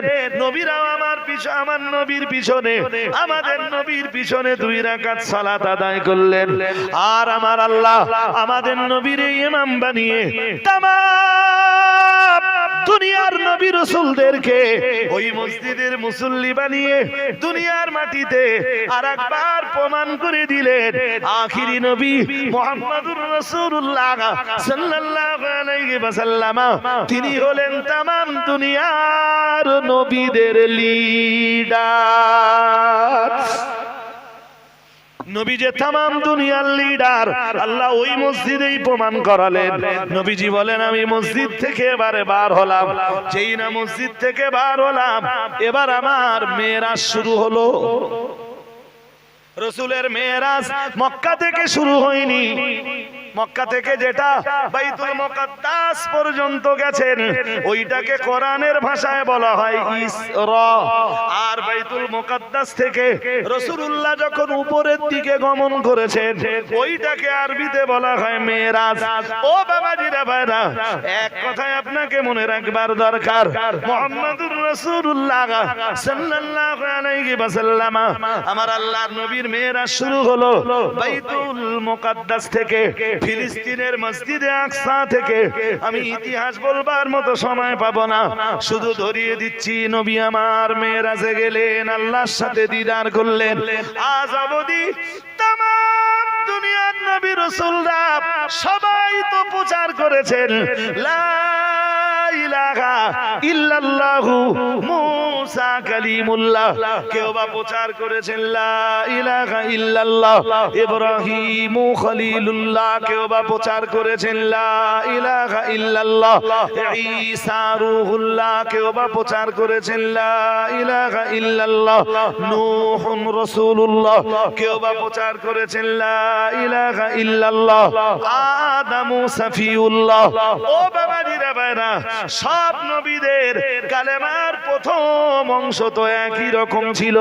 আদম নবী প্রচার করেছেন লা ইলাহা ইল্লাল্লাহ, নূহ নবীও প্রচার করেছেন লা ইলাহা ইল্লাল্লাহ, ইব্রাহিম নবীও প্রচার করেছেন লা ইলাহা ইল্লাল্লাহ, হযরত মূসা নবীও প্রচার করেছেন লা ইলাহা ইল্লাল্লাহ, ঈসা নবীও প্রচার করেছেন লা ইলাহা ইল্লাল্লাহ।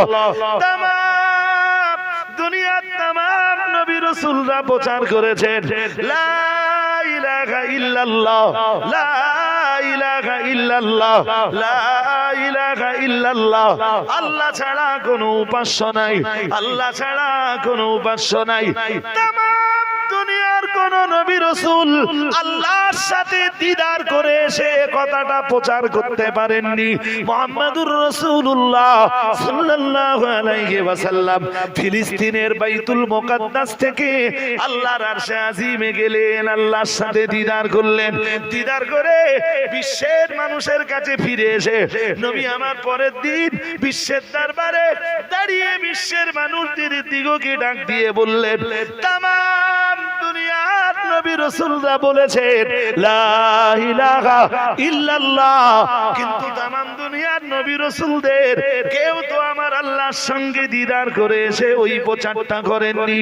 আমি মুহাম্মাদুর রাসূলুল্লাহ সাল্লাল্লাহু আলাইহি ওয়াসাল্লাম গত রাত্রে আল্লাহ তাআলা আল্লাহ পাকের আরশে আজিমে যে আল্লাহর সঙ্গে দিদার করে এসেছি। আর আমি মুহাম্মাদুর রাসূলুল্লাহ সাল্লাল্লাহু আলাইহি ওয়াসাল্লাম সাক্ষ্য দিচ্ছি, তামাম দুনিয়ার নবী রাসূলরা যা প্রচার করেছেন সব নবী রাসূলের প্রচার ছিল সত্য।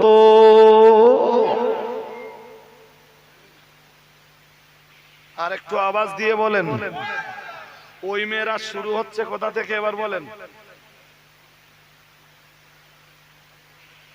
কি আপনাদের বুঝতে কি অসুবিধা হচ্ছে নাকি? হ্যাঁ, কেন ফিলিস্তিন, কেন বাইতুল মুকাদ্দাস, কেন মসজিদে আকসা, এ দেশের হাক্কানি আলেমরা কেন কষ্ট পাচ্ছে, এই তথ্য তো আপনারা জানেন না। এ তথ্যের খবরাখবর আমরা রাখি। জি হাজিরিন, আর একটু শুনলে আরো ক্লিয়ার হয়ে যাবে। আর আর মাতিন সাহেব হুজুর তিনি তার নির্দিষ্ট সময়ে আসবেন। যদি 5 মিনিট, 10 মিনিট, 15 মিনিট, 20 মিনিট দেরি হয় আমি আসি, নো প্রবলেম। বাট আপনাদের কাজ হলো আমাকে একটু সহযোগিতা করে যাওয়া। জি, তাম দুনিয়ার নবী রাসূলরা সবাই জান্নাত জাহান্নামের প্রচার করেছেন। সবাই বলেছেন ভালো কাজ করলে জান্নাত পাবা, খারাপ কাজ করলে জাহান্নামে যাবা। আজ পর্যন্ত জান্নাত জাহান্নাম এই দুটোকে দেখে এসে কেউ প্রচার করেননি। মেরাজের রাত্রে রাসূল দেখতে যাচ্ছেন, আর তার দেখতে যাওয়া শুরুটা হচ্ছে মসজিদে আকসা থেকে, ফিলিস্তিন থেকে। সুবহানাল্লাহ। আর একটু আওয়াজ দিয়ে বলেন, কোত্থেকে? আজ ফিলিস্তিনের মুসলমানরা মার খাচ্ছে। ওদের দেশের তো কোনো সৈনিক নেই। ফিলিস্তিন কোন এক পিরিয়ডে যে চুক্তি করেছিল সেই চুক্তিতে কাজ চলতেছে।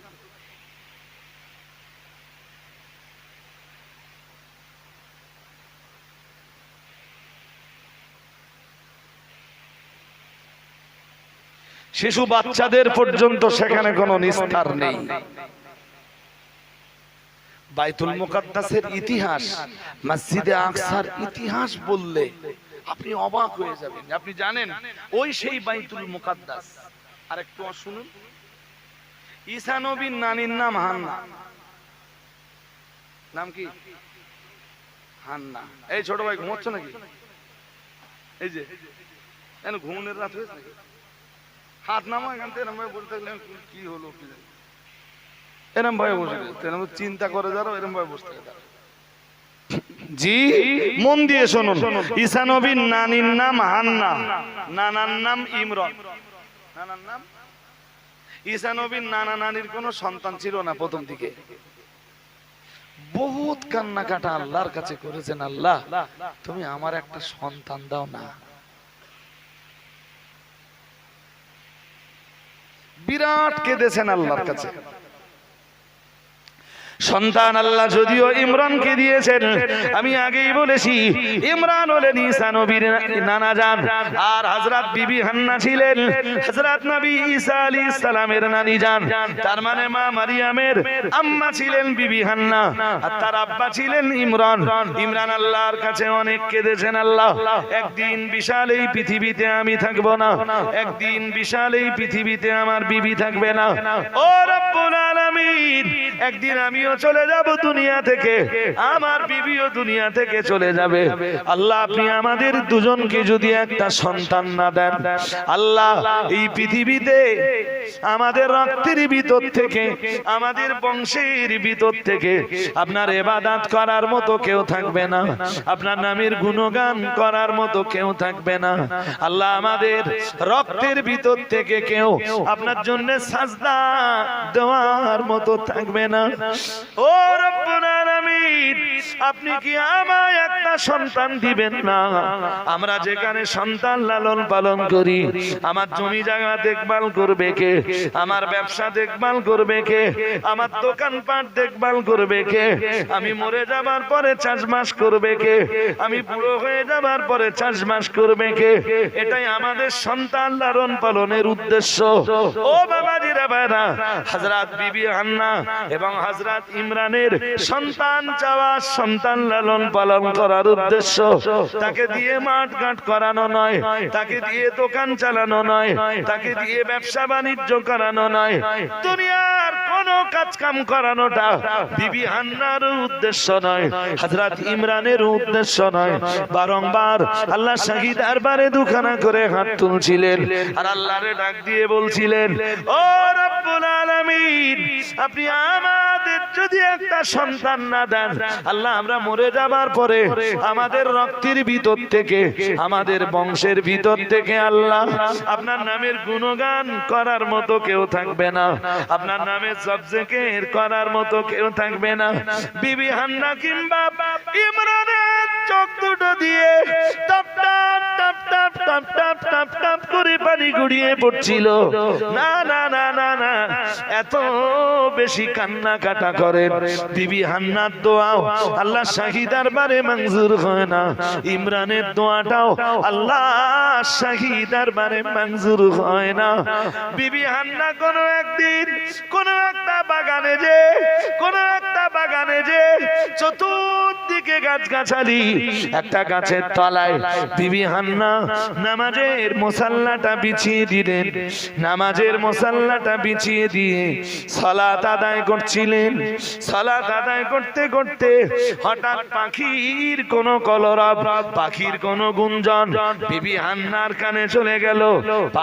পাখির গুঞ্জনের আওয়াজ বিবি হান্নার কানে যখন চলে গেল, বিবি হান্না সালাত আদায় করলেন, সালাত কমপ্লিট করে নিলেন। গাছের ডালের দিকে তাকিয়ে দেখলেন একটা পাখি তার বাচ্চাকে খাবার খাওয়ায়। মনটা কেঁদে উঠলো। ও রব্বুল আলামিন, আল্লাহ একটা পাখি যদি তার বাচ্চাকে খাওয়াতে পারে, আল্লাহ আপনি আমায় যদি একটা সন্তান দিতেন, আল্লাহ আমি আমার সন্তানকে খাওয়াতে পারতাম, লালন পালন করতে পারতাম আল্লাহ, আর আমি আমার সন্তানটাকে আপনার দ্বীনের জন্য নিবেদন করতে পারতাম, আমার সন্তানকে আপনার দ্বীনের জন্য উৎসর্গ করে দিতে পারতাম, আমার সন্তানকে আপনার দ্বীনের জন্য কোরবান করে দিতে পারতাম। বিবি হান্নার চোখ দুটো দিয়ে top top top top top top করে পানি পড়ে। আল্লাহ তাআলা ওই দিন বিবি হান্নার দোয়া কবুল করলেন। হযরত ইমরান তখনও বেঁচে, বিবি হান্নার গর্ভে বাচ্চা এলো। আল্লাহ একটা সন্তান বিবি হান্নাকে দান করলেন, কিন্তু ওই সন্তান দুনিয়ার জমিনে আসবার আগে আগে ইমরানকে আল্লাহ দুনিয়াতে তুলে নিলেন। বিবি হান্নার গর্ভের বাচ্চা 1 মাস, 2 মাস, 3 মাস, 4 মাস, 5 মাস, 6 মাস, 7 মাস, 8 মাস হয়ে যায়, ডেলিভারির সময় হয়ে যায়।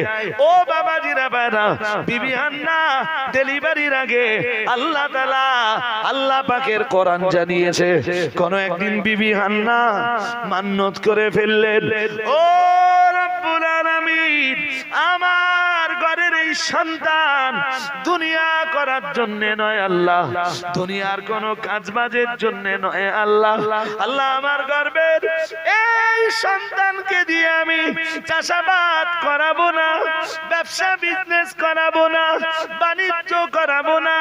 ও রব্বুল আলামিন, নবীর আল্লাহ রব্বি ইন্নী নাযারতু মা ফি বাতনি মুহাররারান রব্বি ইন্নী নাযারতু লাক মা ফি বাতনি মুহাররারান বিবি হান্না আল্লাহ শাহী দরবারে হাত দুটো তুলে বলেছিলেন আল্লাহ তাআলা আল্লাহ পাক আমার গর্ভে যে সন্তানটা আছে আল্লাহ তাআলা আমার গর্ভের সন্তানটা আমি আপনার খিদমতির জন্য উৎসর্গ করে দিলাম। আর একটু মন খুলে বলেন, আমি গল্প শোনাচ্ছি না, বলো কোরআন শোনাচ্ছি। কোরআনের 3 পারা সূরা আলে ইমরানে খুঁজলে পাবেন। বিবি হান্না বলছিলেন রব্বি ইন্নী নাযারতু লাক মা ফি বাতনি মুহাররারান, আল্লাহ আমার এই সন্তান পেটে থাকতে আপনার ইবাদতের জন্য, আপনার দ্বীনের খেদমতের জন্য, আপনার দ্বীনি সেবার জন্য আমার সন্তানকে আমি উৎসর্গ করে দিলাম। আর একটু মন খুলে বলেন। এবার একটু বলবেন, আমরা যারা সন্তান লালন পালন করি আমাদের লালন পালনের উদ্দেশ্য ঠিক আছে? হ্যাঁ না বলবেন তো?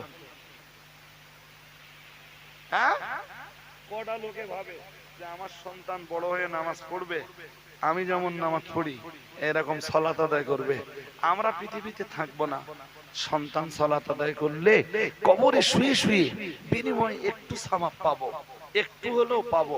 ওরা দোয়া করলে কবরে শুয়ে শুয়ে পাবো, পাবো না পাবো না?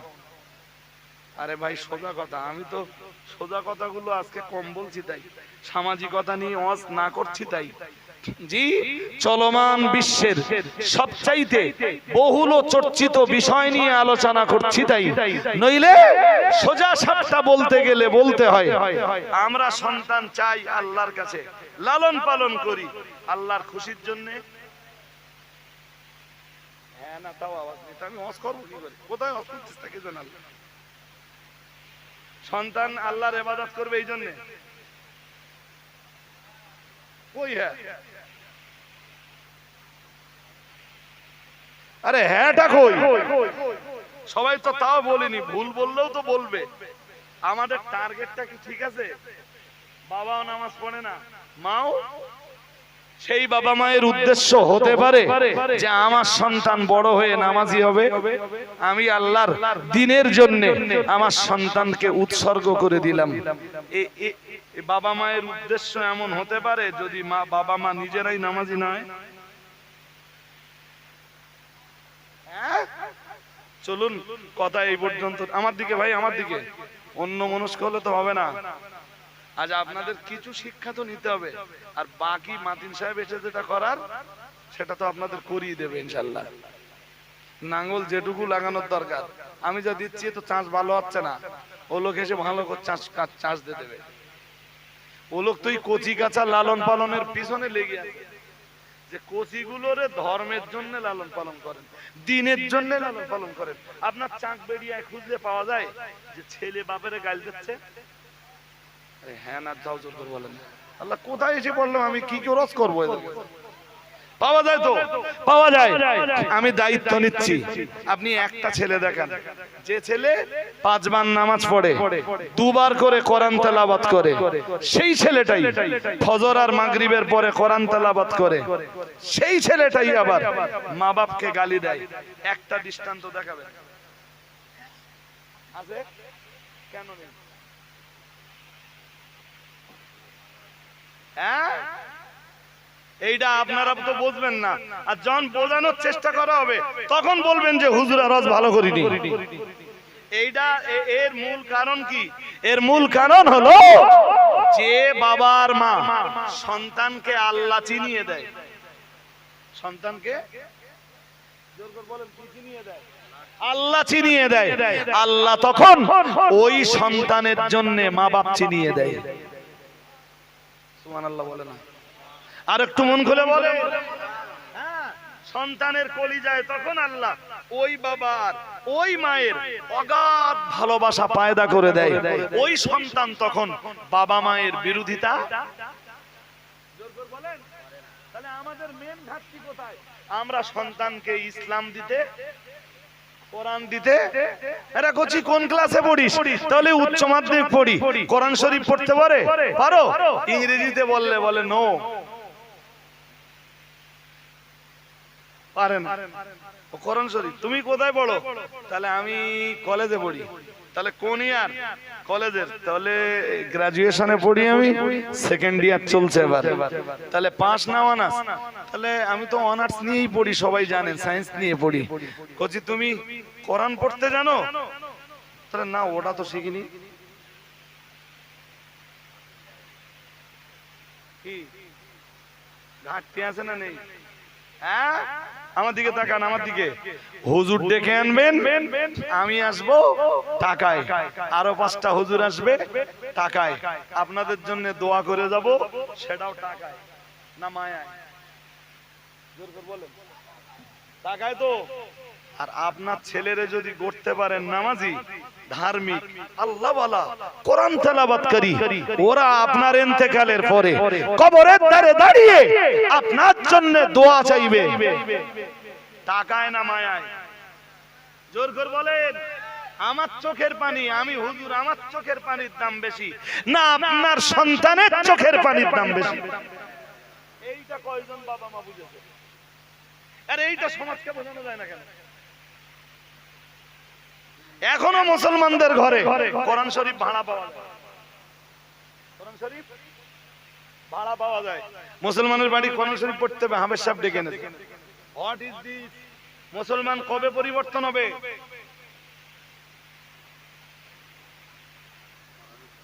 আমার দোয়া না, আপনার বাবার কবরের দ্বারে কবুল হবে কোন কবুল হবে কিনা কোনো গ্যারান্টি নেই। বাট আপনি আপনার আব্বার কবরের ধারে দাঁড়িয়ে আপনি কিছু জানেন না, আপনি আলেম নন, আপনি মৌলানা নন, আপনি হাফেজ নন, আপনি মুফতি নন, সূরা ফাতিহা পড়েছেন, সূরা ইখলাস পড়েছেন, কোরআনের কিছু অংশ তেলাওয়াত করেছেন, নবীর নামে দরুদ পড়ে আল্লাহর শাহী দরবারে হাত তুলে আপনার আব্বা মায়ের শান্তির জন্য দোয়া চাইছেন। আপনার নবী গ্যারান্টি দিয়ে বলেছেন, নবীর হাদিসটা কি আছে জানেন? নবীজি বলেন, আওয়ালাদিন সালিহি ইয়াদউ লাহু, কোন নেক সন্তান তার বাবা মায়ের কবরের ধারে দাঁড়িয়ে আল্লাহকে ডাকলে আল্লাহ সন্তানের ডাক কবুল করে দিয়ে ওই সন্তানের আব্বা আম্মার জিন্দেগীর গুনাহকে maaf করে দিয়ে ওই সন্তানের আব্বা মায়ের কবরকে জান্নাতের বাগান বানিয়ে দেয়। আরেকটু মন খুলে বলেন ঈসা নবী, মন দিয়ে শোনেন, আরো মন লাগান। ঈসা নবী এক কবরের ধার দিয়ে যাচ্ছেন, রাস্তা দিয়ে যাচ্ছেন, রাস্তার ধারে এক কবর। তো নবীদের ব্যাপার তো আলাদা ভাই, নবীরা কবরের হালাত নিজেদের চোখে দেখতে পেতেন। সুবহানাল্লাহ বলেন। আমাদের দেখবার ক্ষমতা নেই, আর ওই ক্ষমতা দিলেও আমরা সহ্য করতে। আল্লাহ পাকের নবী হযরত ঈসা আলাইহিস সালাম যেতে যেতে দেখলেন রাস্তার ধারে এক কবরে কবরবাসীর প্রচন্ড আযাব হয়। আল্লাহ পাকের নবী ঈসা আলাইহিস সালাম ওই কবরের ধারে থমকে দাঁড়িয়ে গেলেন। নবী ঈসা আলাইহিস সালাম, হযরত নবী ঈসা আলাইহিস সালাম ভাবলেন কবরবাসীর জন্য একটু দোয়া করি, কিন্তু এখন তো ব্যস্ততা রয়েছে, এখন আমি সময় পাবো না, ফিরবার সময় দেখব। হযরত নবী ঈসা আলাইহিস সালাম তখন দাঁড়ালেন না, নিজের গন্তব্যে চলে গেলেন, নিজের কাজ কাম মিটিয়ে নিলেন। ওই একই রাস্তা দিয়ে যখন আসছিলেন আল্লাহ পাকের নবী ঈসা আলাইহিস সালাম আস্তে আস্তে দেখলেন আল্লাহ পাক রব্বুল আলামিন ঠিক ওই কবরটার কাছে যখন এলেন, ঈসা নবী এসে দেখলেন যে কবরটায় যাওয়ার সময় দাও দাও দাও দাও করে আগুন জ্বলছিল, যে কবরটায় আল্লাহর কঠিন আযাব হচ্ছিল, ওই কবরটাকে আমার আল্লাহ দয়াময় দয়াবর বসে আমার আল্লাহ তাআলা আল্লাহ পাক ওই কবরটাকে জান্নাতের বাগান বানিয়ে দিয়েছে। আল্লাহ নবী ঈসা আলাইহিস সালাম আশ্চর্য হয়ে গেলেন, থমকে দাঁড়িয়ে গেলেন, আল্লাহ আমি যাওয়ার সময় কি এই কবরটা দেখছিলাম, আমার কোনো ভুল হয় না তো? ঈসা নবী আরো ভালো করে নিরীক্ষণ করলেন, নিরীক্ষণ করে সিদ্ধান্ত নিলেন না না না না না, আল্লাহ নবী ঈসার কোনো ভুল হয় না, নবী ঈসা কোনো ভুল সিদ্ধান্ত নেয় না। এইটা সেই কবর যে কবরের ভিতরে যাওয়ার পথে আযাব হচ্ছিল, আর আসার পথে ওই কবরটাকে আল্লাহ জান্নাতের বাগান বানিয়ে দিয়েছেন। ও বাবাজিরা ভাইরা, আল্লাহ নবী ঈসা আলাইহিস সালাম, নবী ঈসা আলাইহিস সালাম আল্লাহকে ডাক দিলেন। আল্লাহকে ডাক দিয়ে বললেন, ও রব্বুল আলামিন আল্লাহ, আমি নবী ঈসা যখন এই রাস্তা দিয়ে যাচ্ছিলাম, আল্লাহ যেতে যেতে যেতে যেতে নবী ঈসা আমি দেখছিলাম এই কবরটায় আল্লাহ কঠিন আযাব চলছে। লোকটা কবরের ভিতরে কঠিন আযাবে গজবে গ্রেফতার। ও রব্বুল আলামিন আল্লাহ, যাবার সময় আমি আপনার নবী ঈসা দেখছি কবরটা আপনি জান্নাতের বাগান বানিয়ে দিয়েছেন। আল্লাহ মাঝখানে কি হলো আমি ঈসা কি জানতে পারি? আল্লাহ আমার আল্লাহ বললেন ঈসা ঠিকই বলেছো তুমি, এই রাস্তা দিয়ে যখন তুমি যাচ্ছিলে তখন এই কবরবাসীর কবরে খুব আযাব হচ্ছিল। ঈসা এখন আমি আল্লাহ আযাব গজবকে বন্ধ করে দিয়ে আমি ওই বান্দার কবরটাকে জান্নাতের বাগান বানিয়ে দিয়েছি। কেন জানো ঈসা? আল্লাহ নবী ঈসা বললেন, আল্লাহ আমার জানা থাকলে তো জানতে চাইতাম না। আমার আল্লাহ বলেন, শোনো ঈসা, এই লোকটা যখন মারা যায়, এই কবরবাসী যখন মারা যায়, এই লোকটার জন্ম দেওয়া একটা সন্তান ছিল তার স্ত্রীর গর্ভে। লোকটা মারা যাবার পরে স্ত্রীর গর্ভ থেকে সময় মতো ওই সন্তানটা দুনিয়ার মাটিতে এলো। তিল তিল দিন যায় রাত আসে, রাত যায় দিন আসে, এরপরে সপ্তাহ আসে, এরপরে মানে পক্ষ আসে, এরপরে মাস আসে, এরপরে বছর আসে। তিল তিল করে ছেলেটা অনেকটাই বেড়ে উঠেছে। আজকে তার মা প্রথমবার, আজকে ওই বাচ্চাটার মা, ওই ছেলেটার মা, ওই বাচ্চা ছেলেটার মা তার হাতে একটা কিতাব দিয়ে মাদ্রাসায় পাঠিয়ে দিয়েছে। মাদ্রাসার হুজুর প্রথম দিন তারে পড়িয়েছে, বেটা বলো বিসমিল্লাহির রহমানির রহিম। এই লোকটার বাচ্চা, এই লোকটার জন্ম দেওয়া ছেলে, এই কবরবাসীর জন্ম দেওয়া ছেলেটা যেই না মাদ্রাসায় যে হুজুরের সাথে পড়লো বিসমিল্লাহির রহমানির রহিম, আমি আল্লাহ আমার রহমান নামের উচ্চারণ করলো, আমি আল্লাহ আমার রহিম নামের উচ্চারণ করলো। সব চাইতে বড় ব্যাপার, আমি আমার জাতি নাম আল্লাহ, আমার নামটা যেই না উচ্চারণ করলো বিসমিল্লাহির রহমানির রহিমের ভিতরে আমার তিনটা নাম আছে। প্রথমটা আল্লাহ, দ্বিতীয়টা রহমান, তৃতীয়টা রহিম। যে বান্দা যে বাচ্চাটা আমার তিনটা নাম উচ্চারণ করলো, ওই বাচ্চাটার আব্বাজানকে আমি কবরের ভিতরে কেমনে শাস্তি দিতে পারি ঈসা? ও আমার নবী ঈসা, যে বাচ্চাটা আমার জাতি নাম আল্লাহ উচ্চারণ করলো, যে বাচ্চাটা আমার সিফাতি নাম রহমান উচ্চারণ করলো, আমার সিফাতি নাম রহিম নামটা উচ্চারণ করলো, আমার এতগুলো নাম যে মানুষটার ছেলেটা উচ্চারণ করলো কবরের ভিতরে, আমি আল্লাহ ওই মানুষটাকে কেমনে আযাব দিতে পারি?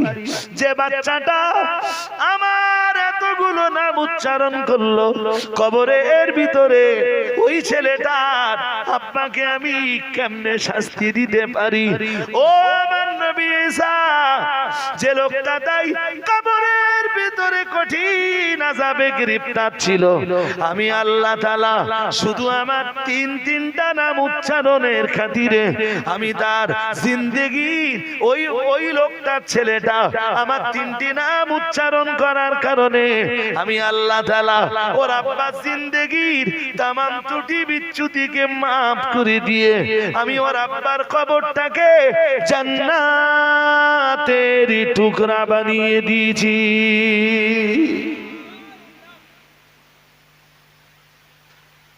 কি ভাই সাহেব ঘুমাচ্ছেন নাকি? ঘুম লাগতেছে? সুতরাং বলুন আমার এই পর্যন্ত শুনে কি বুঝলেন? যে আমি বলছি না সব কচিরে আপনি মাদ্রাসায় দেন, সব মাদ্রাসায় দিলে ঝামেলা বাড়বে দেশে। হুজুর যত বাড়বে গোলমাল তত কি হবে? কিছু বলেন আপনারা, বুঝতেছেন না কেন? হুজুর বাড়লে গোলমাল কি হবে? হ্যাঁ বাড়বে তো, ইমামতি নিয়ে সমস্যা হবে। এ পাড়ারা বলবে আমাদের পাড়ার হুজুর ইমাম হবে, পাশের পাড়ার ছেলেরা বলবে আমাদের পাড়ার হুজুর ইমাম হবে। এ সমস্যা আসবে না? আসবে না? এই জন্য হুজুর কিছু দরকার, সবাই রে হুজুর বানালে না সমস্যায় পড়বে না। আরে আমরা তো মাদ্রাসা চালাই, এরপরেও বলছি খুব বেশি হুজুর দরকার হবে না। আপনার কোচি না হাই স্কুলে পড়ে ও মাস্টারও, কিন্তু কোচি প্রতিদিন 5 ওয়াক্ত নামাজ পড়ুক, কোচি প্রতিদিন ফজর আর মাগরিবের পরে 2 টাইম করে কোরআন তেলাওয়াত করুক।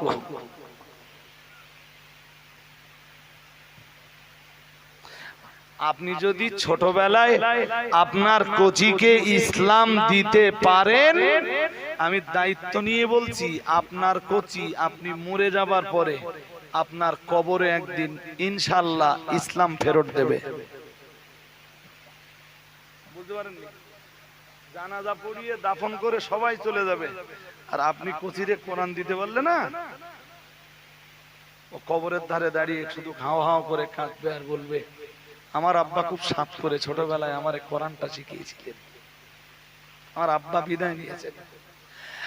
আজ আমার আব্বা এই বাঁশবাগানে একা কেমনে থাকবে, আর আমি বা তেতালার এসি রুমের ভিতরে কি করে থাকবো? আমার আব্বা খুব সাত করে আমারে কোরআন শিখিয়েছিলেন। ও পড়া শুরু করে দেবে কবরের দ্বারে দাঁড়িয়ে, কেউ নেই বলো বিসমিল্লাহির রহমানির রহিম, ইয়াসিন আল কুরআনিল হাকিম, ইন্নাকা লামিনাল মুরসালিন আলা সিরাতিম মুস্তাকিম, তানজিলাল আজিজির রহিম, لتنذر قوما ما أنذر آباؤهم فهم غافلون لقد حق القول على أكثرهم فهم لا يؤمنون পড়ুন আল্লাহু আকবার, সবাই পড়ুন আল্লাহু আকবার। এই ছেলেরা তোমরা চা দেবে তা আমার একবার জিজ্ঞেস করতে থাকো। এই মাঝখানে চা দিচ্ছ, শ্রোতাগুলো এখন ভালো কথা শুনছে, আর সেই সময় এসে তোমরা চা দিচ্ছ, তার মানে কি দাঁড়ালে? আমার এই মজলিস আবার চা খাইয়ে নে নতুন করে আর একবার করতে হবে। তোমরা জানো না একটা মজলিস গড়া খুব সহজ না, হয়েই যখন গেছে আর তো কজনের বাকি আছে, একটু খেয়ে নেন আর কি করা যাবে না, কিন্তু ওরা সিস্টেমটা তো শিখবে, এই জন্য আমি বলেছি আর কি, মাইন্ডে নেন না যেন। ওদের আপনাদের চা দিতে আমি মানা করিনি, আমি যখন নামতাম আর মাতিন সাহেব হুজুর যখন উঠতেন, দুজনের মাঝখানে টুক করে চাটা খেয়ে নিতেন, জি আর একটুখানি, আর খুব বেশিক্ষণ আপনাদের কষ্ট পেতে হবে না জি। তার আগে একটু অন্তর খুলে দরুদ শরীফ পড়ুন, আল্লাহুম্মা।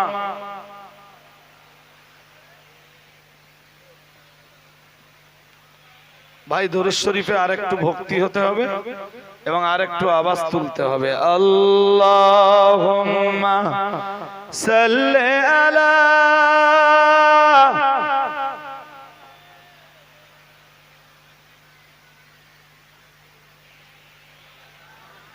ওয়া আলা আলি সাইয়্যিদিনা। গাছে ছিল নবীজি রে, মাসে ছিল নবীজি, উম্মত হইয়া চিনিলাম না কো, চিনিল বনের হরিণী। আল্লাহুম্মা সাল্লি আলা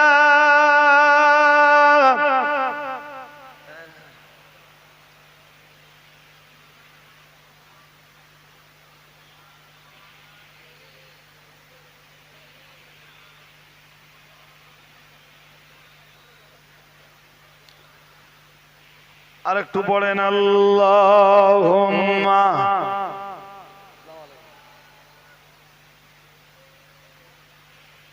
এসে গেছো? আলহামদুলিল্লাহ, আলহামদুলিল্লাহ।